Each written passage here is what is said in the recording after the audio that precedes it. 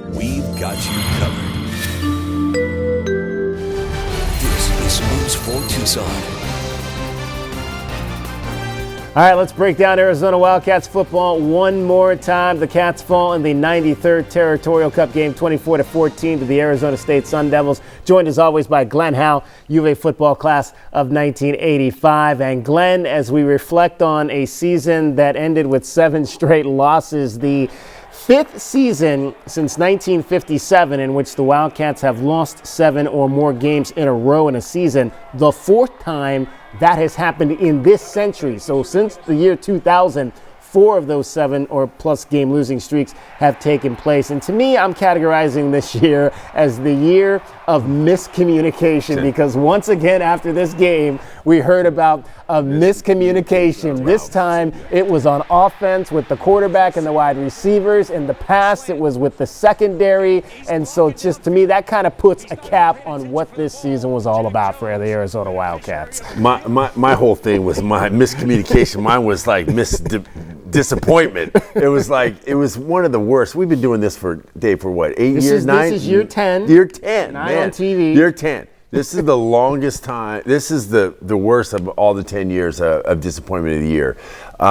We went from the 4-1 with a little bit of high hopes and everything, and we thought, everything was going to be good. Khalil's coming back for a senior year. We have a great, offensive line is going to be really, really good, and then things just tumbled after that 5th game, man. It was just, everything just went downhill, and we just didn't get any better, and it was very disappointing. Well, you are calling this the most disappointing season that you've ever experienced, and this is, I believe, I came here in 2008, so this is my 12th season covering the Arizona Wildcats. To me, I still will point to 2010 when they started 7-1 and then lost 5 in a row. So, I mean, you can even throw that 5-game losing streak into with 7. It's just not a great picture, Glenn, for Arizona football and where this program as a whole, no matter who the coach has been since the turn of the century, it's just not been quality football consistently for Arizona. I would have been okay if we would have been in our games. We weren't in any of those games.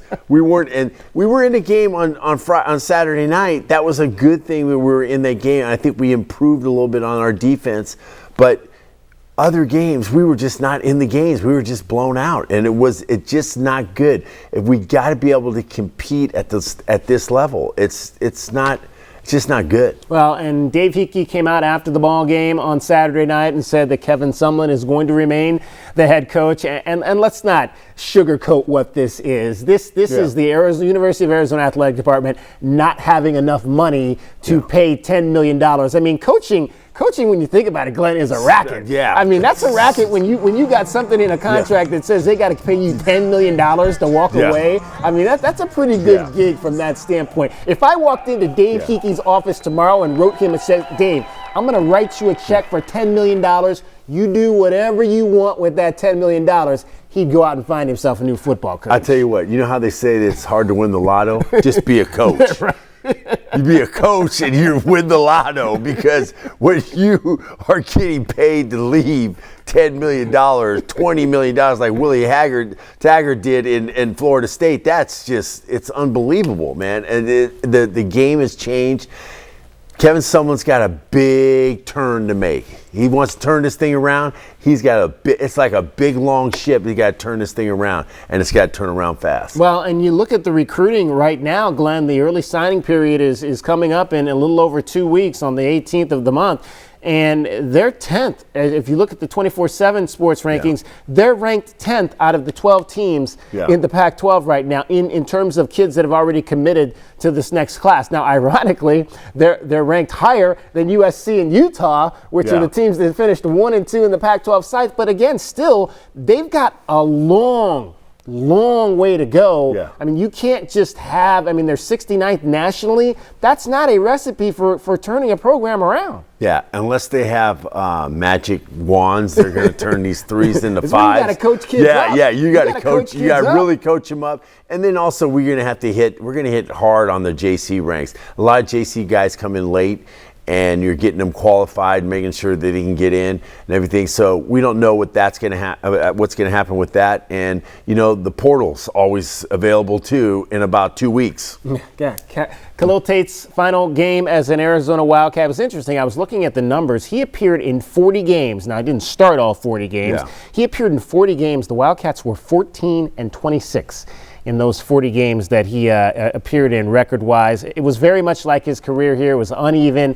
Thought he made some good third down plays early in the ball game, but also just like we mentioned, the miscommunications with his receivers. To me, that's stuff that you should not be seeing in week 12 of a football season. And so, but I was glad that they gave him the opportunity to have that final chance to make something happen if he could. I was really glad that they gave him the start for the Arizona State game, because Khalil Tate, I'm going to tell you right now, dude, you did a great thing for University of Arizona. You put us on the map, put us on Sports Illustrated. You did everything to help our thing. We wish we would have had more weapons for you, okay, because I think you needed a little bit more weapons.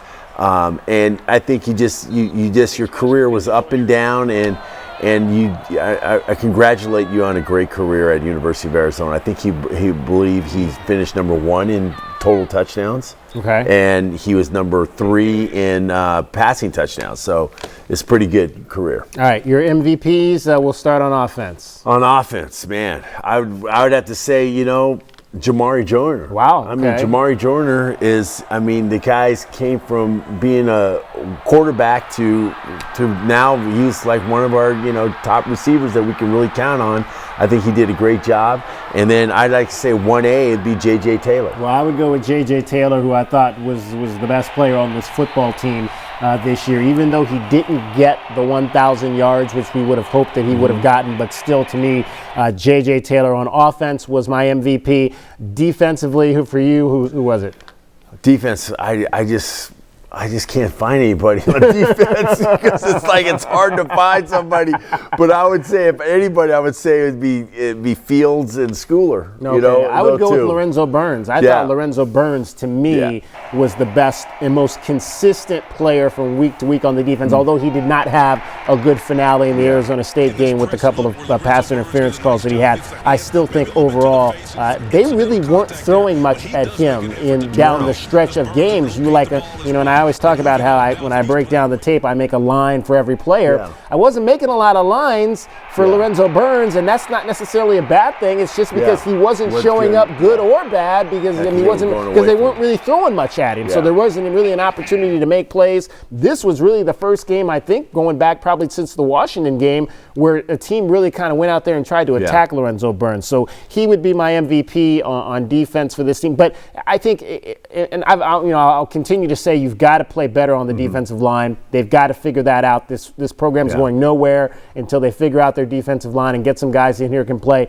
And the linebackers, we raved about this group 2 years ago when they were freshmen, and I just haven't seen a lot of improvement. Colin Schooler, to me, goes to the wrong hole too many times. I've got to see more from him. I thought Tony Fields played better this year than he did last year. Yeah. I thought Schooler took a step back. Kylan Wilborn was still uneven. Pandy, I'll give him a plus this year. I thought he was better than he was last year. But that as a group as a whole has got to be much better than what we've seen. I think the whole defense, we're looking at a revamp of what we're going to do next year. I don't know what we're going to do, but we're going to have to change something to make these guys more successful in the positions they are, because that's the people we have. Because a lot of times you just put a scheme in and then you just say, okay, this is what we're running. But I think the best coaches get a scheme that fits their players, or what's best for them to make them successful. And then we have to find that out. And my special teams MVP, Glenn? Mine is the snapper. Nobody. Mine's the snapper.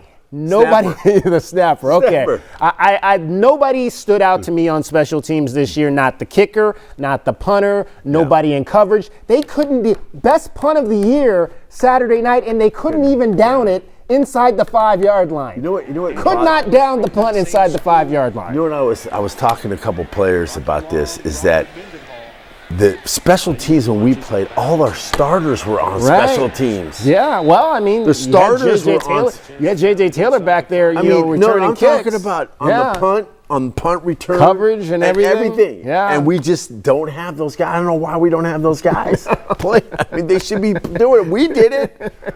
All of us, we did that back in the day. They were all like, we had Randy Robbins, Ricky Hundley, Lamont Hundley. Well, I mean, you had all these defensive players, Greg Turner, all these guys that were on, Byron Evans, and these guys were all playing special teams. Yeah. And it was like, that's why we were so good. Yeah, well, maybe. I still would frown against that just because I don't want to get my best players hurt playing special teams if you don't have to. But, yeah, no special teams MVP for me. And then we kind of joked about it on Friday about Christian Zendejas on the other side. Yeah. He kicks 3 field goals. Yeah. We missed 2 field goals. But the fact that he kicked 3 field goals cost the offensive coordinator his job because they couldn't get touchdowns. And he's gone. That tells you a little bit about Herm Edwards. Yeah. 24 points and he's unhappy. Yeah. He fired 3 guys on Sunday. Yep. And that's the nature of the game, man. I mean, this game is cutthroat. It is cutthroat. But if you're lucky, you could be a lotto winner.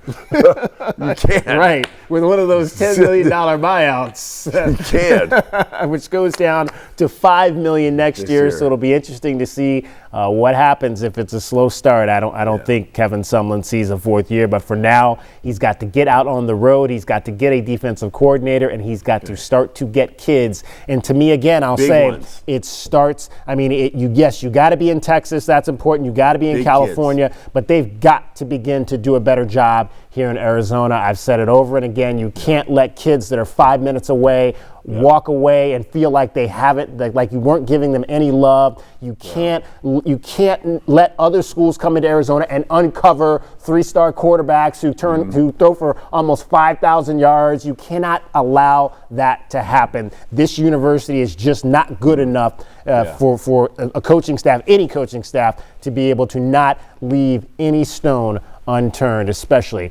within the state of Arizona. Glenn, 10 years, buddy. 10 years. 10 years. God willing, we'll be back to we got a 2-year contract, so we should. Barring us getting bought out, we'll be back here. We'll definitely be back to do it again next year. That puts a cap on 2019. It didn't end the way we thought it would. 4-8 for the Wildcats, 2-7 in the Pac-12. But stay with us for continuing coverage of Arizona athletics. Bear down.